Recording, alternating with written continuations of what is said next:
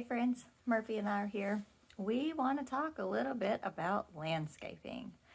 So, I know we're in a little bit of a cold snap here in Georgia, but spring is right around the corner, and a lot of folks tend to want to get outside and do a little landscaping. And so, with that, I just wanted to shoot a quick video um, to talk a little bit about how landscaping and curb appeal in general can help when you go to sell your home. These tips are great regardless if you're wanting to sell your home or not, but just some things to keep in mind. Because, a lot of folks really focus on the inside of their house, especially when they go to list their home for sale, that, touch up paint, staging, um, fixing anything. But a lot of times, the curb appeal can be what really turns folks off when they go to see your home. And it's really simple. It really breaks down to three things. You've got trees, you've got hedges, and you've got like the mulch, right? So the interesting thing is when you go up to a house or you pass by a house and there's tons of weeds in the yard and the hedges are all overgrown and maybe there's no mulch left in the flower beds. Subconsciously, I think buyers tend to think, well, what else is wrong? Like, if that's how they take care of the outside and what people see, what does the inside hold? So you immediately kind of go in with this negative thing.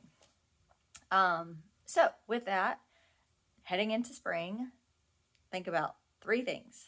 Check your trees. You want to make sure they're not overgrown. Obviously, any dead trees can be a safety hazard, so make sure that you're having them removed, and just trim them up, prune them. Simple as that. You want to be able essentially to walk under a tree. That, like, trees are typically for shade, so you don't want to have to like dodge branches. Definitely mulch the beds. Here in my community, I know the HOA actually requires that we have fresh mulch every year. It used to be twice a year. So, if you have pine straw, put out fresh pine straw. It's really inexpensive and it's something that you can do yourself if you really want to. A few years ago, my husband and I switched to rubber mulch, and it's been amazing because it doesn't fade. We've had to add to it, but this year I think is our first year we don't have to actually do that.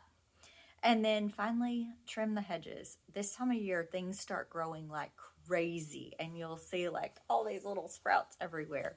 So just make sure that I have a battery operated hedge trimmer, and I just go and knock all that stuff off and just make it look neat and tidy. And if you don't want to do it yourself, I have lots of great recommendations and referrals for folks that do this for a living. So certainly just reach out to me.